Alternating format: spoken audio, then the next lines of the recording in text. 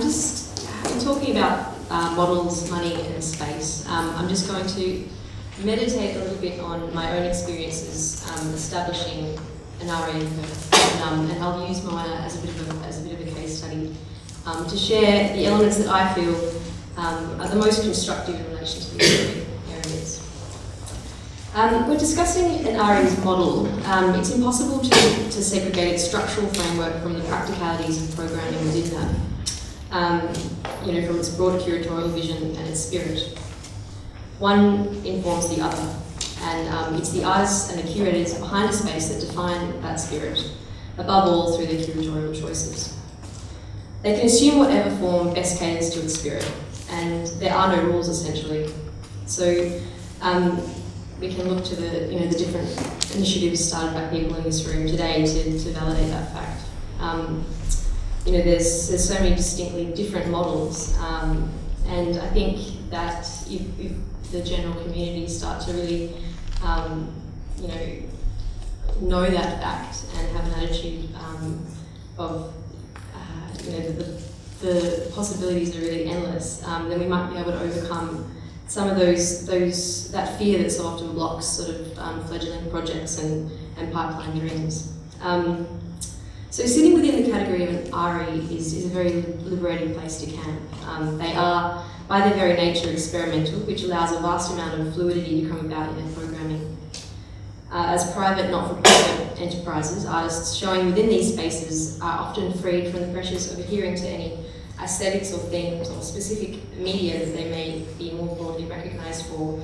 And they offer artists a sort of neutral platform upon which they may step outside of their marketable trajectory and dive playfully into the excavation of new raw ideas. And so in this sense, ARI is a really pure thing, and that's why it's so important to try and preserve. One of the vital roles, I think, of an ARI is to encourage all artists at all tiers and all stages of careers to feel at ease in taking advantage of them. Earlier this week, I was speaking with Perth artist Mullen over Skype, and our conversation turned to the relationship that established artists have with ARIs. They're so often reserved, thought to be reserved just for fresh graduates and emerging artists. However, Kate McMillan, for those of you who don't know, is a Perth artist who's now based in the UK, and she's been practicing for over 20 years. And she's fresh off the back of some major international projects, including one at the Performance Space in Sydney last November. She'll be returning to Perth briefly next month to show a new body of work that's more intimate and experimental for her at Moana Project Space. And Kate was saying that she's observed in the current London RE scene a budding trend that sees practitioners opening up their homes as temporary gallery spaces, which is something we're also seeing a lot here, which is really exciting. However, in London, it's seen many seriously established artists taking part in this practice, both as artists and as hosts for these projects. So seeing established artists actively engaging in these kinds of projects helps to dissolve the often limiting prescribed progression of what an artist's career should look like, and instead opens up a multitude of creative possibilities. A space identified as an ARI is universally synonymous with being experimental, and that denotes a license to play, which is beneficial for whatever stage of career you're at, obviously. In an attempt to promote this trend locally, to render ARIs an attractive option for all walks of the industry, Moana has been driven to level the playing field. That's sort of a bit of a mission statement, and has been since the beginning.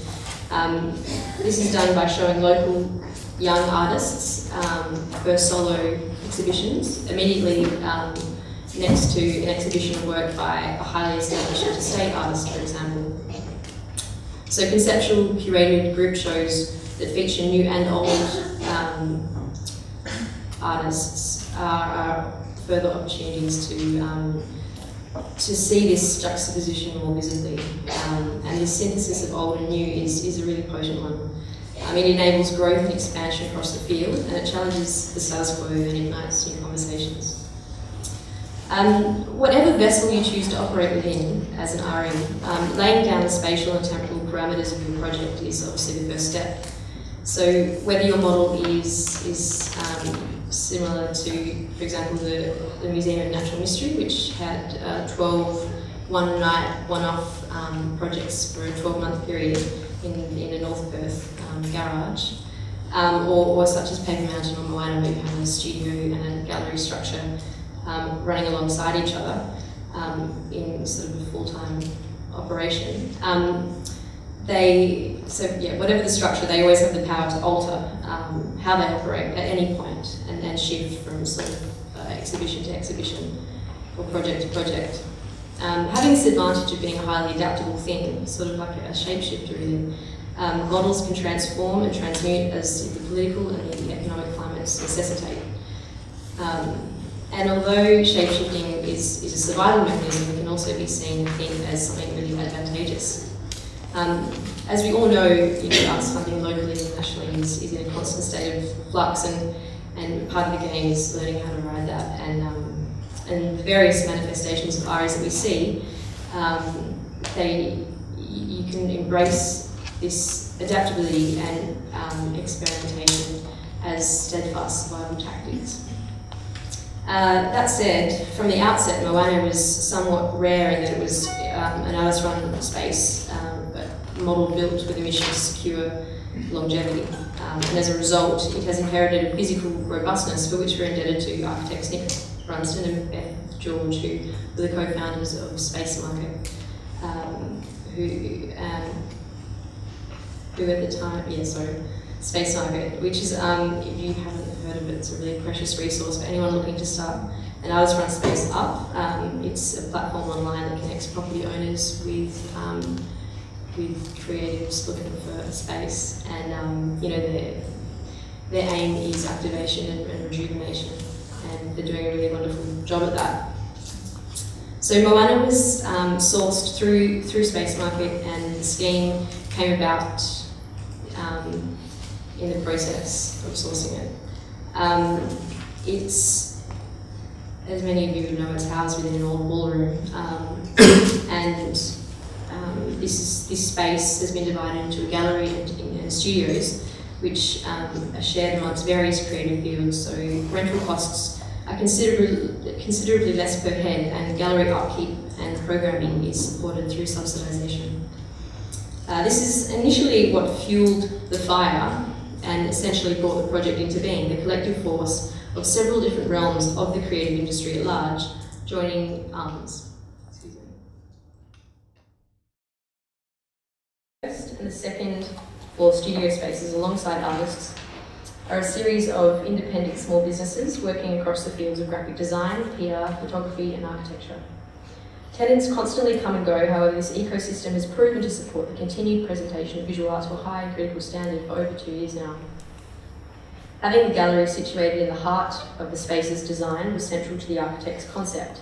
It's a feature that enriches the space, making it unique, and it is a display space for art that is architecturally an exhibition in itself. Without the creative industries on the first floor, the gallery's overheads would have been impossible to meet and our development would have been stalled. But this model attests to the value of cross-disciplinary collaboration, and it was, it was through mutual understanding and respect across disciplines that led to its evolution. So within this armature, we aim to produce. I aimed to produce. I recently stepped down from running it, but I'm still involved on the board. But Guy Loudon has taken my position. So Moana produces monthly, bi-monthly exhibitions and intermingles internally curated and guest-curated group exhibitions with shows sourced from a public proposal call-out.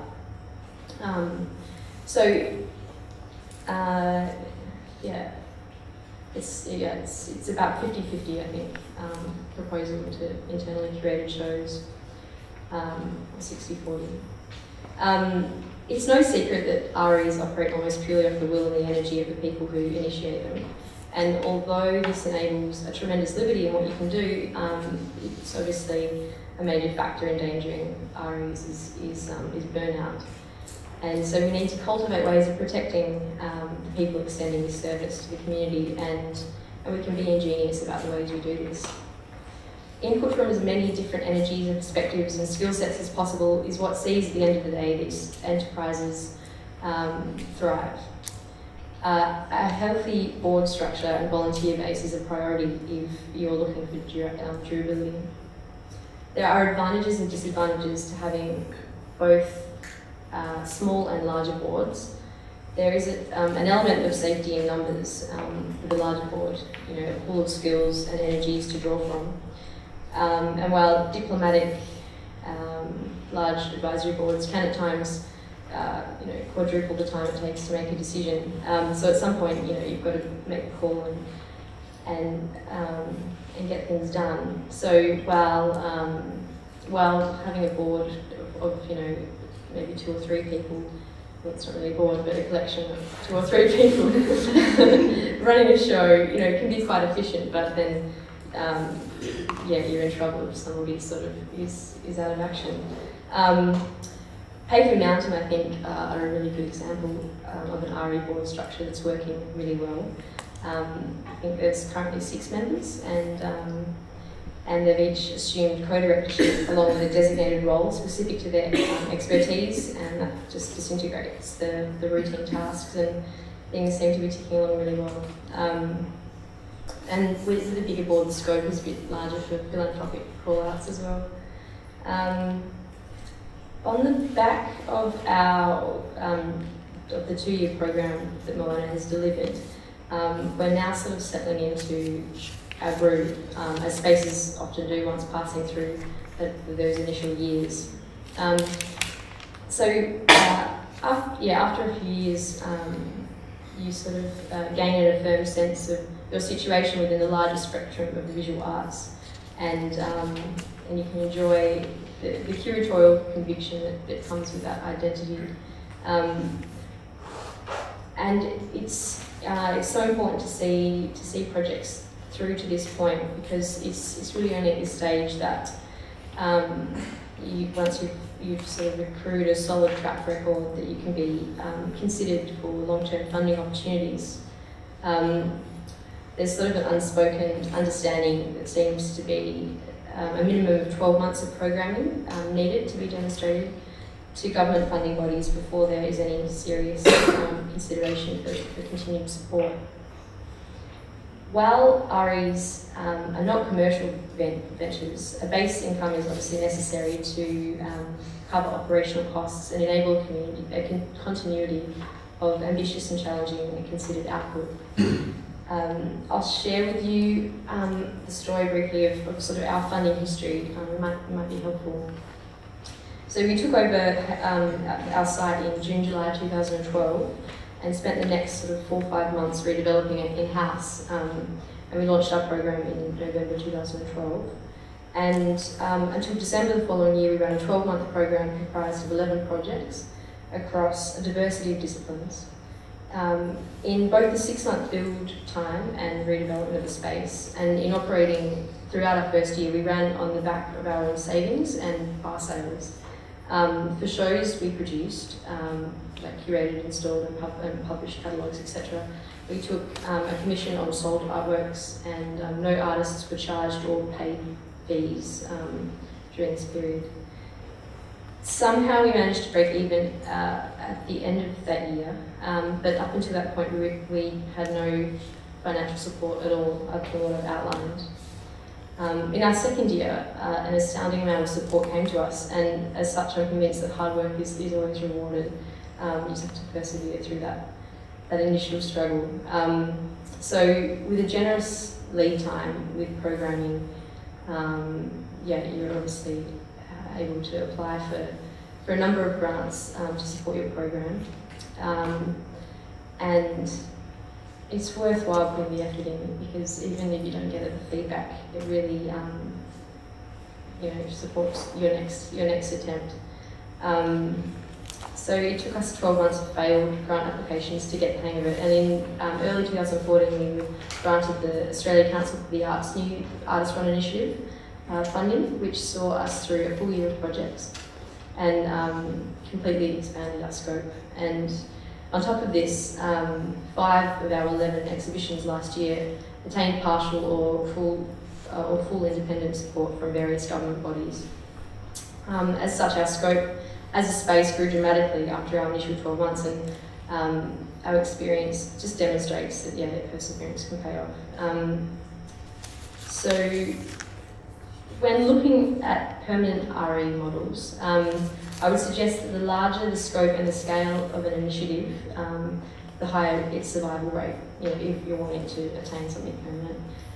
Obviously a lot of them are one-off things, which is a sort of a separate field, but I would say that multifaceted models, ones that unite creative disciplines, different creative disciplines, and that are geared toward harbouring more collaboration between new and older generations of artists, are elements that will serve to strengthen the network and protect an RE through that fragile beginning phase and into its coming of age. Thank you.